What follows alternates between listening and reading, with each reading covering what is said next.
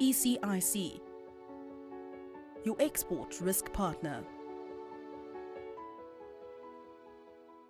ECIC is a South African government agency, and a lot of countries that manage exporters have government agencies that are set up to support private companies within their countries that are going cross-border, and they do that by providing government-backed guarantees, in some instances direct lending, and also government-backed credit insurance.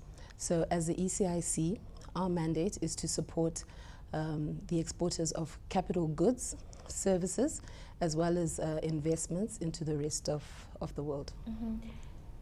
In that context, let's talk about the current landscape within the exporters industry. What does that look like for ECIC?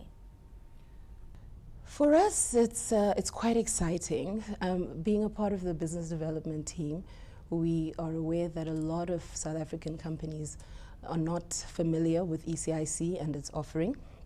So we're finding quite a lot of new companies that we're reaching out to that making use of our products, and our pipeline is growing in that regard. And the companies span across various sectors. I think historically, ECIC's portfolio focused mostly on the mining sector, and I think it was probably because of the climate and the fact that we're quite strong in that area. But we've got a lot of opportunities and or exporters that we're supporting in other sectors, for instance, in the transport, agro-processing, as well as the defense sector. And that's the beauty of our offering. It's actually, you can spread it across the wide range of the business sector. And as ECIC continues to grow its offering, what regions are you excited about entering in or expanding within? Okay, so I think when you consider intra-Africa trade, mostly you would focus, or I think generally companies focus on regions that they're quite familiar with. And that's also reflected in our portfolio. We've got a significant exposure in Southern Africa region, one or two jumbo deals in West Africa, but particularly in Ghana.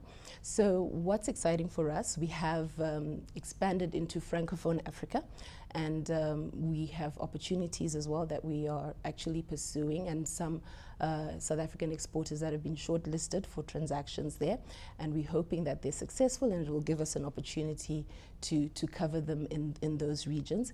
We're also looking at North Africa and some parts of Middle East. Surely there are challenges, particularly when you are trying to enter a certain region, or you're in there and you are trying to navigate those markets. What are some of those challenges?